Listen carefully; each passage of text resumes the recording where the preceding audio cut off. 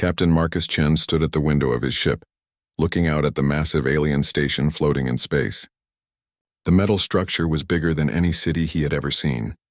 Strange lights moved across its surface in patterns that hurt his eyes to follow. This was it. The first time humans would meet with the Zephyrian Empire. Marcus touched the small photo in his pocket. It showed his 8-year-old daughter Sarah smiling and missing her front teeth. He had promised her he would come home with stories about the aliens. Now he wondered if he would make it home at all. "Captain, they're ready for us," said Lieutenant Kim from behind him. She looked as nervous as he felt. The whole crew had been preparing for this moment for 2 years. Marcus nodded and walked toward the docking bay. His team of 12 diplomats and scientists followed him. They all wore their best uniforms, but Marcus knew the aliens probably thought human clothes looked primitive. The Zephyrians had contacted Earth 6 months ago. Their message was simple: "We wish to meet with your leaders." Earth's governments had argued for weeks about who should go. Finally, they chose Marcus because he had experience with difficult negotiations and could stay calm under pressure. What they knew about the Zephyrians came from long-distance scans and intercepted communications. The aliens were tall, maybe 7 feet, with skin that looked like crystal or glass. They lived longer than humans and had technology that seemed impossible. Their ships could travel between stars in days, not years. Their cities floated in the air without any visible support. Marcus and his team walked through the docking tunnel. The walls were smooth and seemed to glow with their own light. The air smelled like flowers, but flowers Marcus had never encountered before.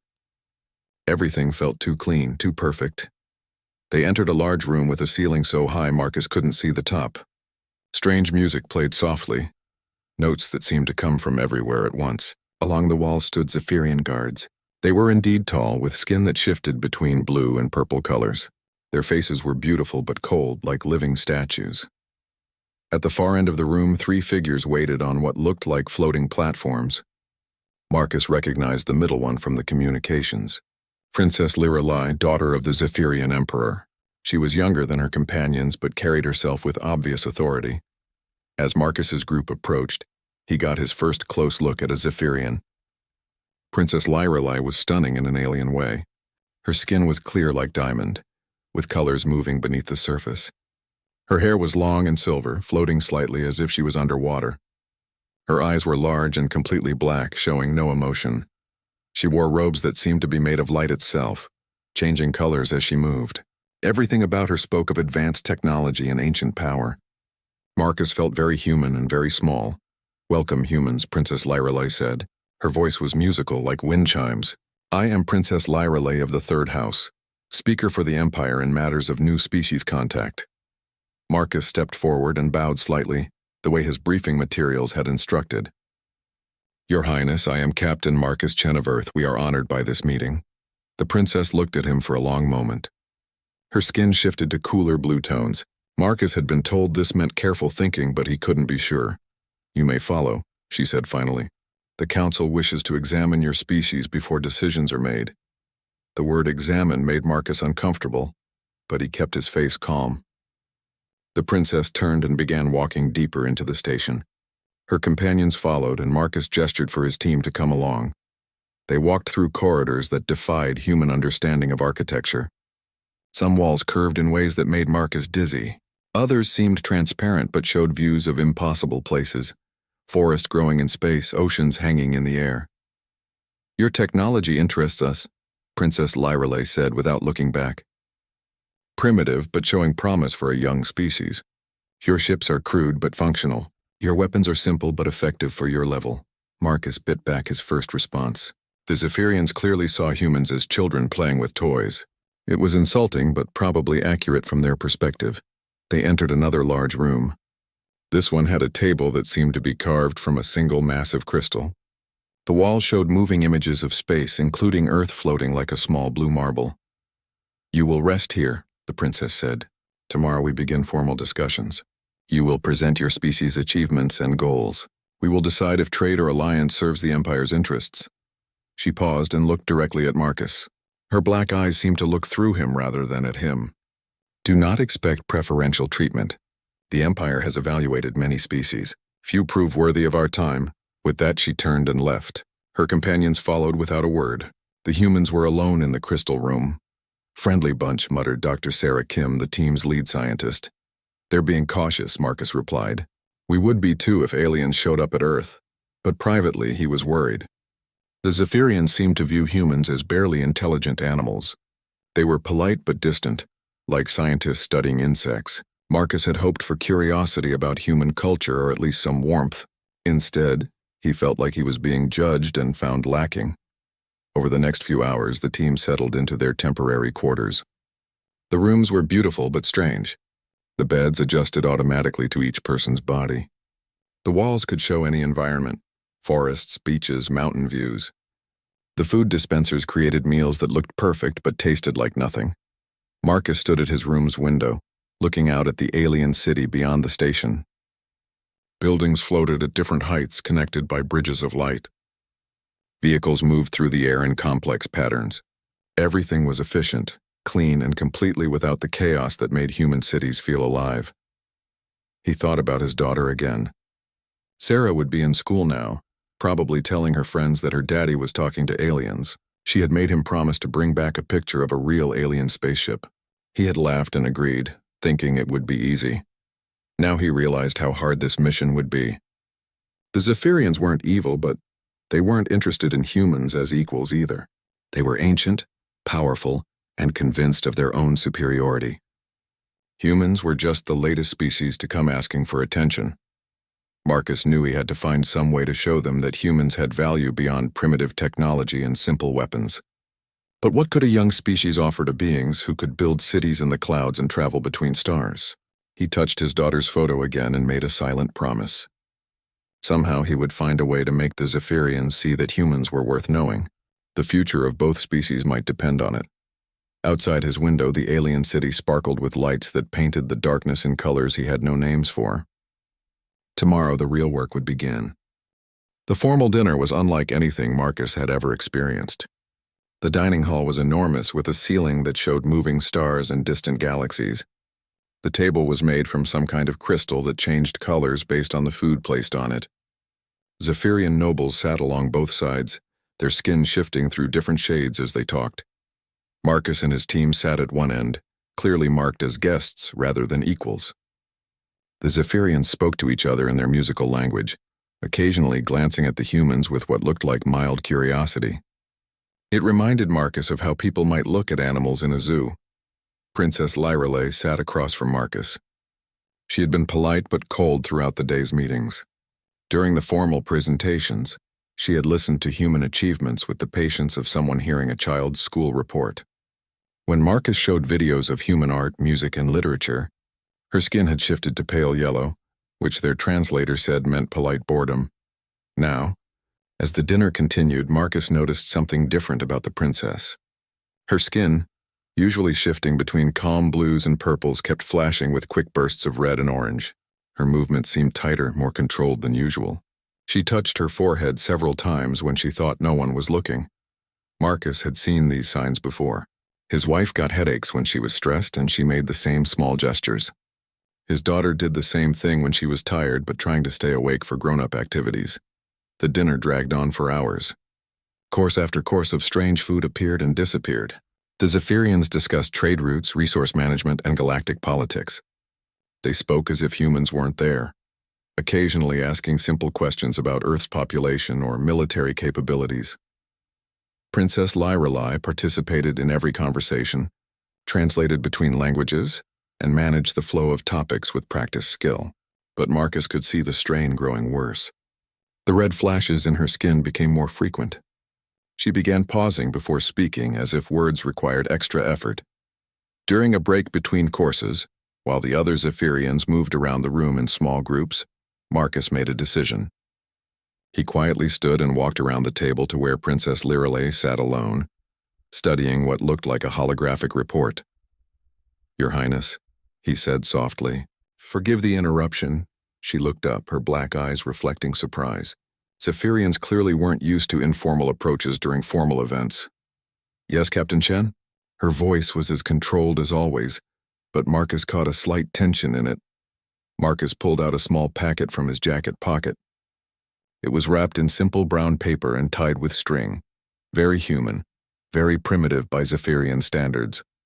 I noticed you seemed tired. Where I come from, when someone is having a difficult day, we offer small comforts. Princess Lyrale stared at the packet as if it might be dangerous. What is it? Tea, Marcus said. From a plant that grows on Earth. It helps with headaches and stress. And this? He produced a simple thermal mug, the kind any human might use for coffee or hot chocolate, to drink it from. The warmth helps too. The princess looked confused. Her skin shifted to pale green, which Marcus had learned meant puzzlement. You offer me medicine? Not medicine exactly, Marcus said. More like comfort, a warm drink, a few minutes of peace. Nothing more. She took the packet and mug, holding them carefully as if they were made of delicate glass. I do not understand. Your people give gifts to strangers who are suffering? Marcus smiled, thinking of all the times neighbors had brought soup when someone was sick, or how his mother had made hot chocolate on bad days. Yes, it's just something we do. When we see someone having a hard time, we try to help, even in small ways. Princess Lyrale studied his face for a long moment. Her skin continued its puzzled green shifting. This is inefficient. You gain nothing from this action. Sometimes the best things don't have to gain us anything, Marcus said. Sometimes helping others just feels right. Before the princess could respond, the formal dinner resumed. Marcus returned to his seat, but he noticed her looking at the tea packet several times during the remaining courses. The evening finally ended near midnight, ship time. The Zephyrians departed with formal goodbyes, leaving the humans to find their own way back to their quarters. As Marcus walked through the crystal corridors, he wondered if his small gesture had been appropriate.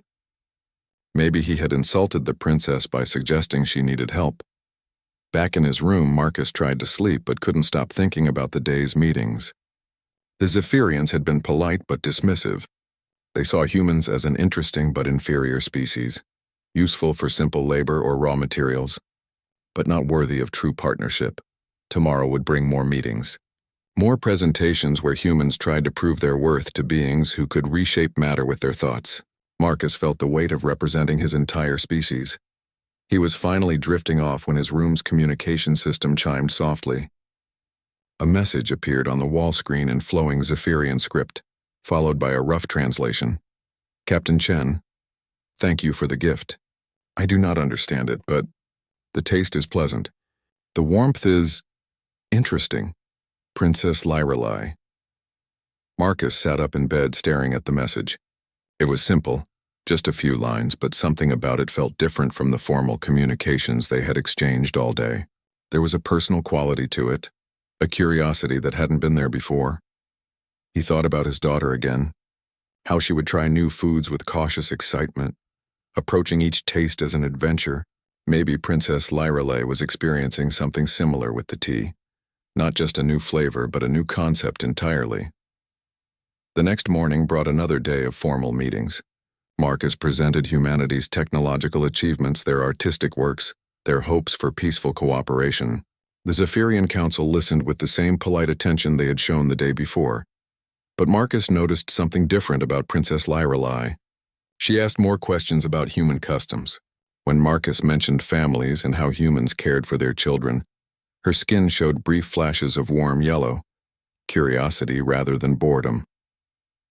During a break, she approached him privately. Captain Chen, this tea ceremony, is it common among your people? Very common, Marcus said.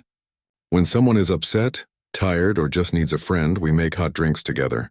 Tea, coffee, hot chocolate. We sit and talk, or sometimes just sit quietly. And this provides what benefit? Marcus thought about how to explain comfort to someone who had probably never experienced it. It makes people feel better. Not physically healed, but emotionally better, calmer, less alone. Princess Lyrale was quiet for a long moment. Your species prioritizes emotional states over efficiency? Sometimes, Marcus admitted. We've learned that taking care of emotional needs often makes people more efficient later. But mostly we do it because it feels like the right thing to do. The princess nodded slowly, though Marcus could tell she was still puzzled by the concept. But her question suggested something he hadn't expected from the cold. Perfect Zephyrians. genuine curiosity about the messy, inefficient, emotional world of humanity.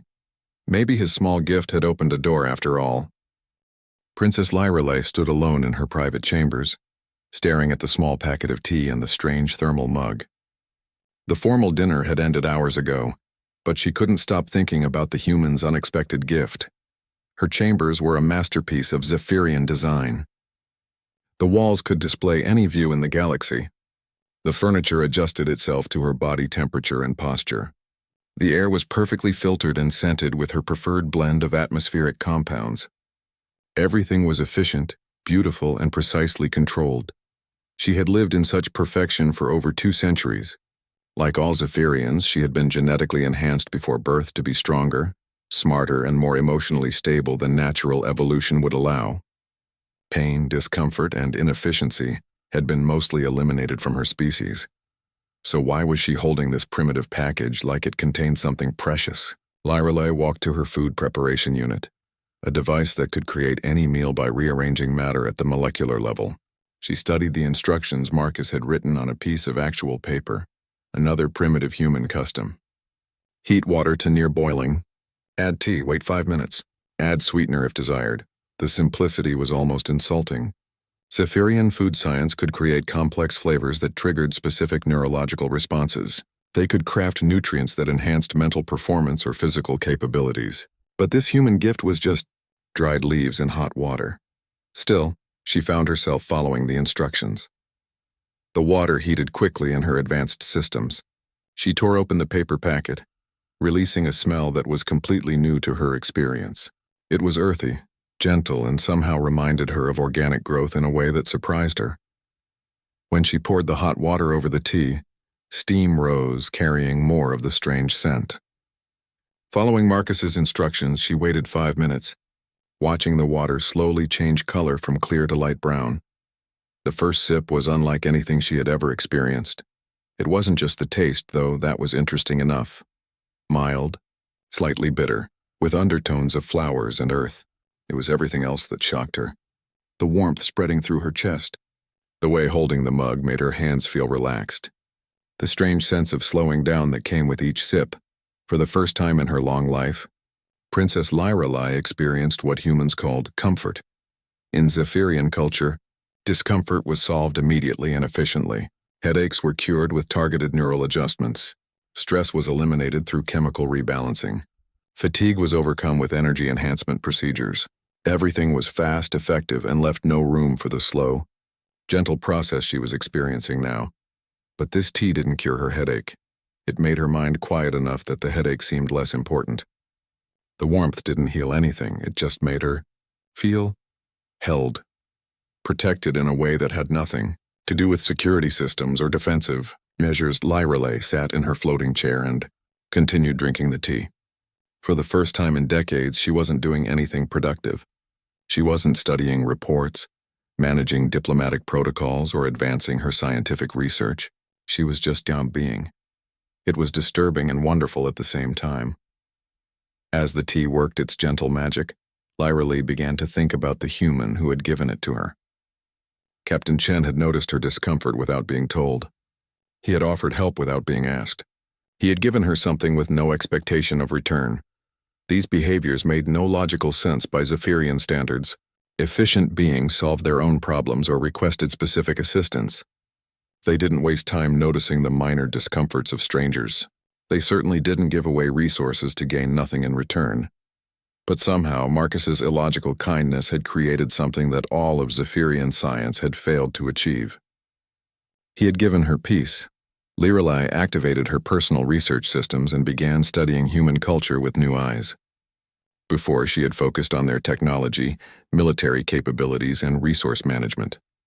Now she searched for information about their social behaviors, emotional practices, and methods of caring for each other.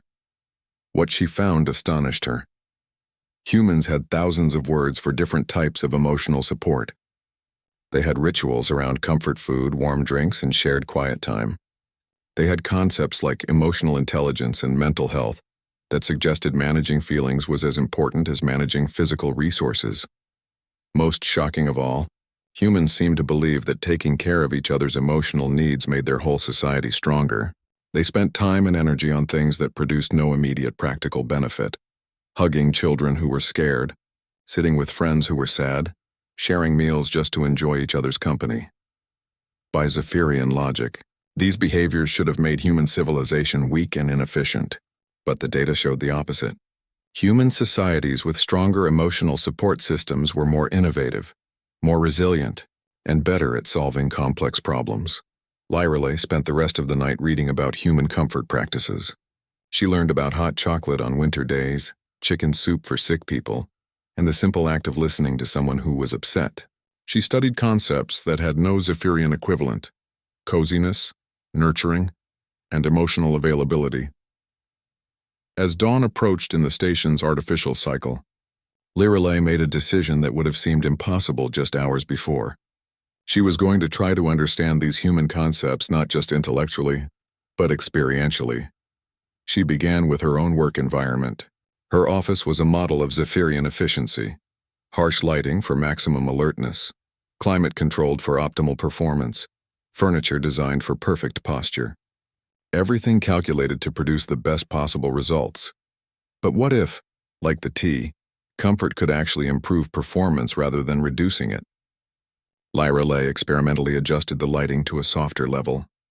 She changed the temperature to something that felt pleasant rather than optimal. She instructed the furniture to prioritize comfort over perfect ergonomics. Then she made herself another cup of tea and returned to her research. The results surprised her. Working in the gentler environment with the warm mug in her hands, she found herself thinking more creatively. Ideas connected in new ways. Problems that had seemed stuck suddenly showed possible solutions. When her assistant arrived for the morning briefing, he stopped in shock at the doorway. "Princess, is your environmental system malfunctioning?" Lyreley looked up from her work, realizing how the changes must look to another Zephyrian. "No malfunction. I'm conducting an experiment in human work practices." Her assistant's skin shifted to concerned orange. "Should I call maintenance to restore proper efficiency settings?" "No," Lyreley said, surprising herself with the firmness in her voice. "I want to continue the experiment. In fact, I want to expand it." Over the next several days, Lyreley began introducing small changes throughout her daily routine. She scheduled breaks that had no purpose except rest. She adjusted meeting rooms to be more comfortable. She even began asking her staff about their personal well-being instead of just their work progress. The changes were subtle, but the effects were profound. Her staff seemed more relaxed, more creative, more willing to share innovative ideas. Projects that had been stalled began moving forward as people felt safe to admit problems and ask for help. Most importantly, Lyreley herself felt different. The constant low-level stress that she had accepted as normal began to fade. She slept better, thought more clearly, and discovered that she actually enjoyed her work more when she wasn't pushing herself to maximum efficiency every moment. Captain Chen's simple gift had opened a door to an entirely different way of living. And through that door, Princess Lyreley was beginning to see that her supposedly advanced civilization had been missing something fundamental about what it meant to truly thrive. The change in Princess Lyreley's behavior did not go unnoticed. Marcus first saw the difference during the third day of negotiations. Instead of the formal conference room with its uncomfortable crystalline chairs and harsh lighting, the meeting was held in a smaller chamber. The lighting was softer, more like sunlight than the brilliant efficiency beams Zephyrians preferred. The chairs had been adjusted to actually support the human delegates' bodies comfortably.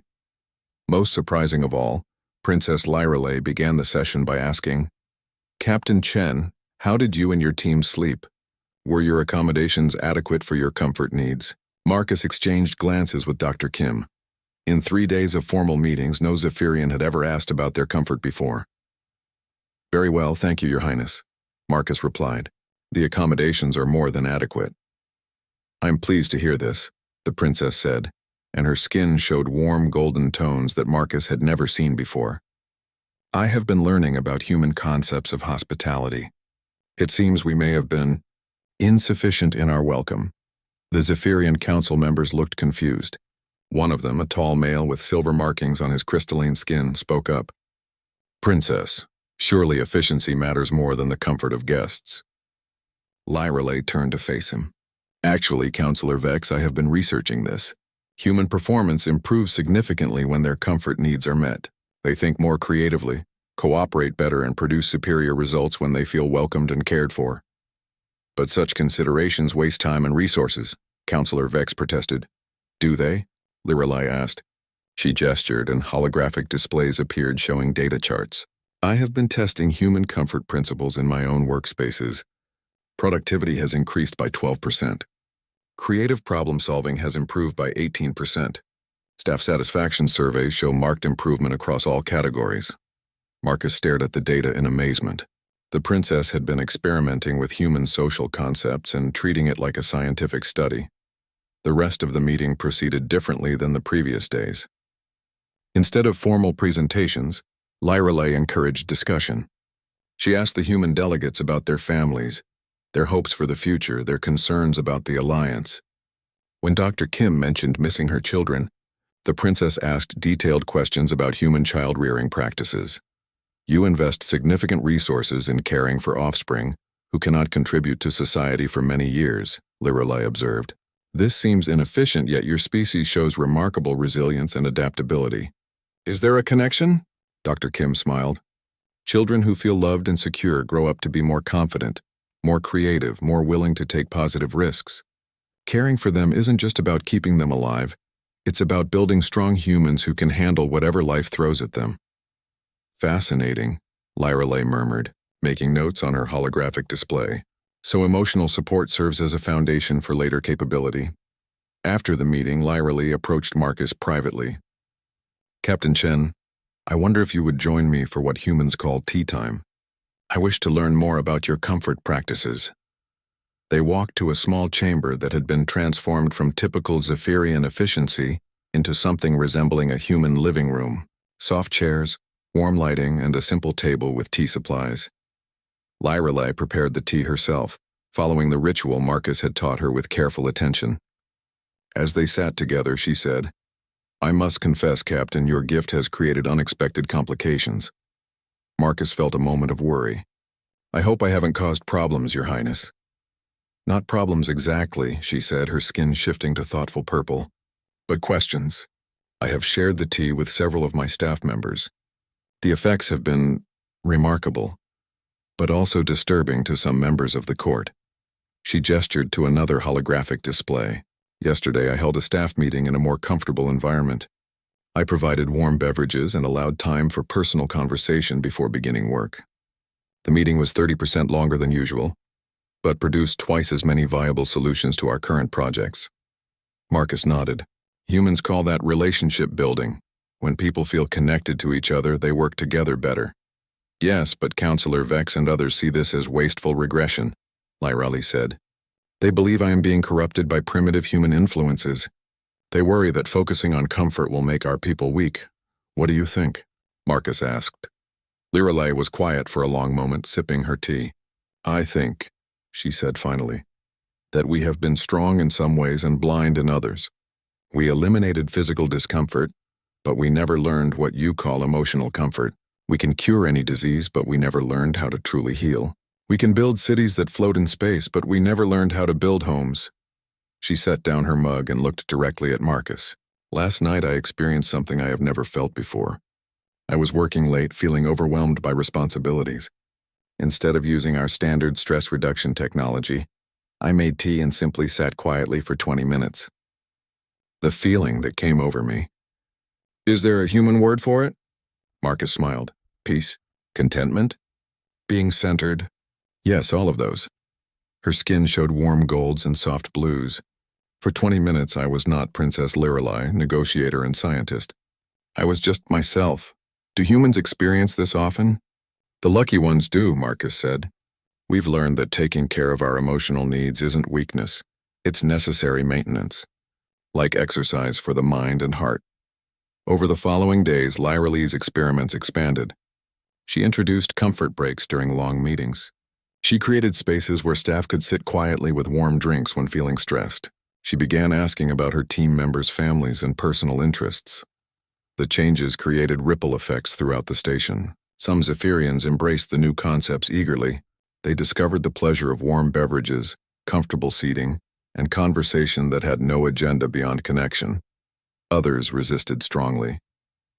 Counselor Vex spoke out against what he called efficiency degradation and primitive regression. He filed formal complaints about the princess's behavior and called for reviews of her diplomatic authority. But the results spoke for themselves. Departments using Lyra Lee's comfort-based approaches showed improved performance across multiple metrics. Scientific research teams made breakthrough discoveries.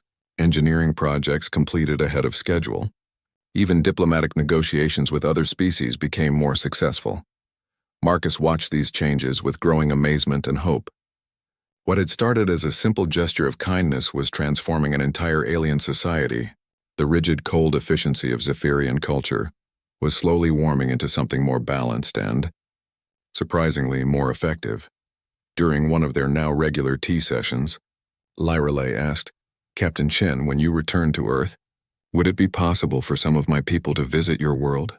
Not for formal diplomacy, but to study human comfort practices in their natural environment." Marcus smiled. "I think that could be arranged. Though I should warn you, human households can be pretty chaotic compared to Zephyrian efficiency." Chaos, Lyra Lee repeated thoughtfully. "Another concept we have eliminated from our society, but perhaps some chaos is necessary for true growth." Outside the chamber's windows, the Zephyrian city sparkled with its perfect lights and flawless organization.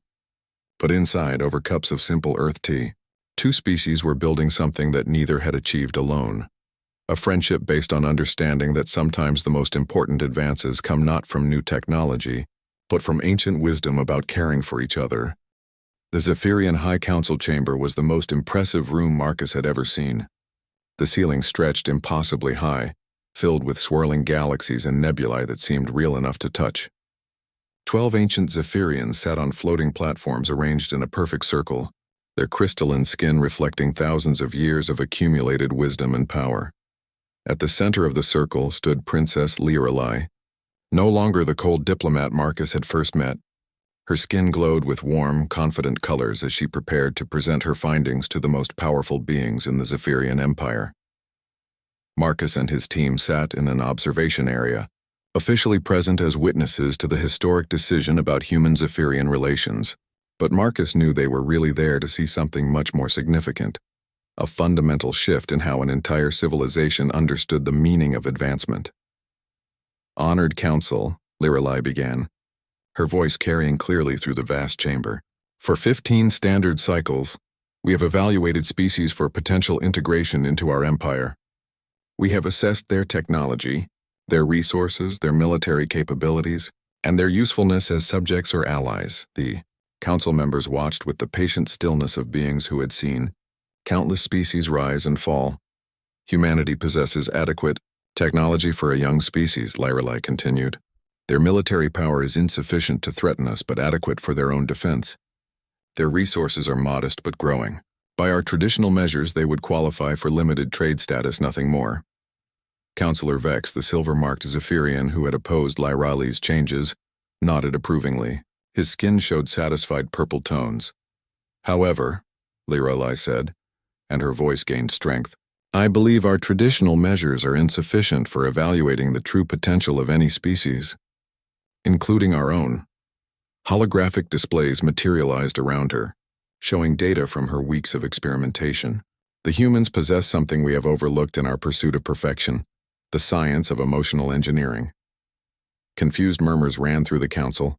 One of the eldest members, her skin so pale it was nearly transparent, spoke up. "Explain this term, Princess." "Humans have developed sophisticated methods for managing emotional states, building social connections and creating psychological environments that enhance rather than simply optimize performance," Lyra Lee explained. "They call it empathy, compassion, and comfort. We have dismissed these as primitive inefficiencies. I believe we have been wrong." The displays showed the productivity data from departments that had adopted human comfort practices. The improvements were significant and undeniable. These gains could be achieved through genetic enhancement or neural modification, Counselor Vex protested. "Why pursue primitive methods when advanced solutions exist?" Lyra Lee smiled. an expression that looked natural on her face for the first time Marcus had seen. Because, counselor, the human methods create something our modifications cannot: genuine contentment, sustainable satisfaction, the desire to excel that comes from within rather than being imposed from without. She gestured to another set of displays.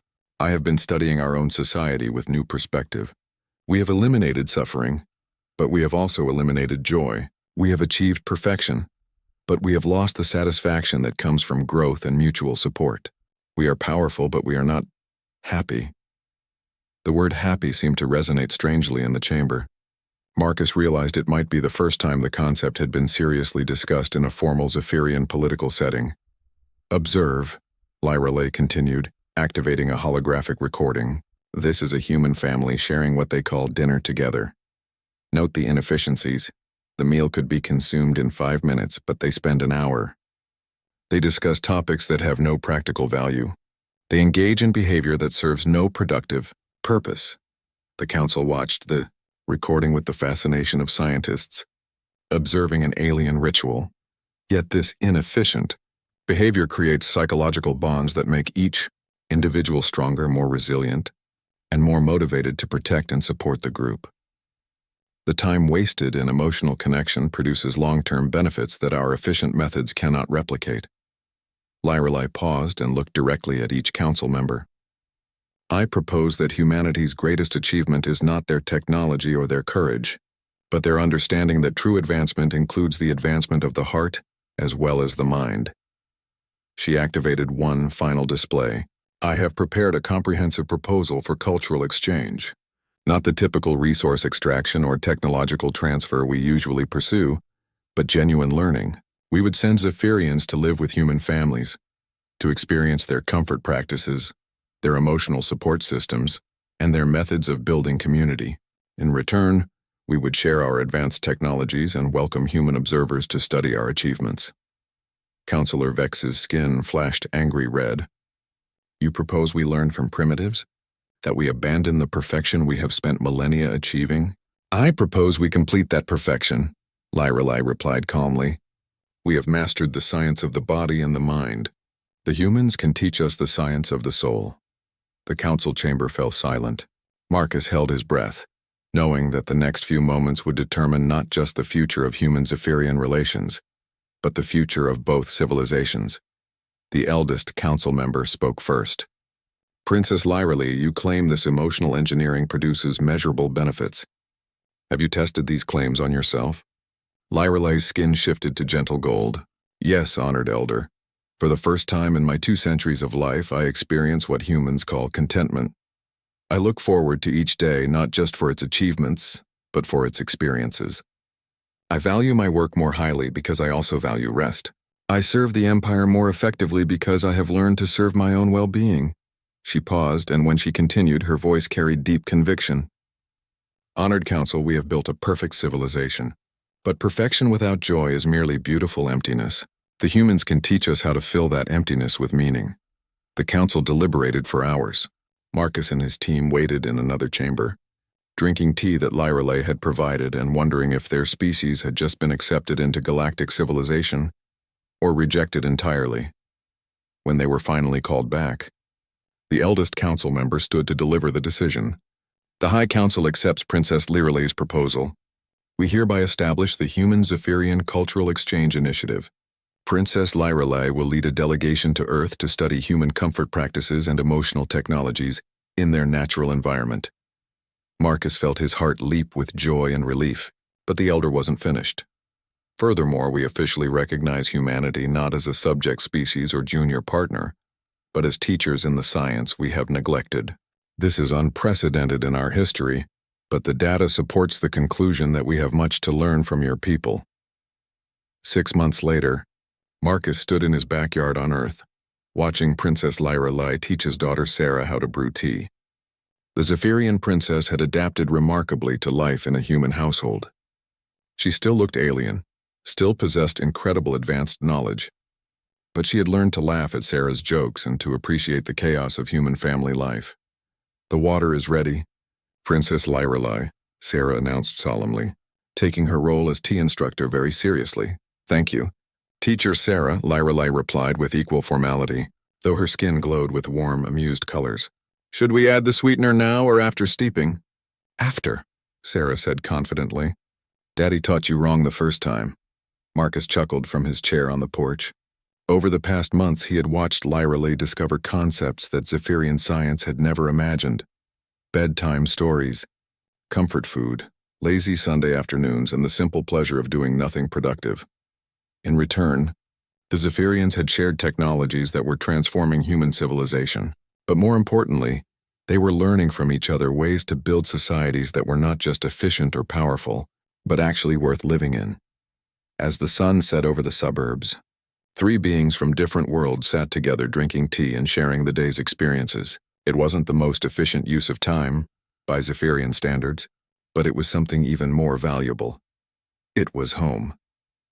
Princess Lyrelei raised her mug in a gesture she had learned from humans. To small gifts that change everything.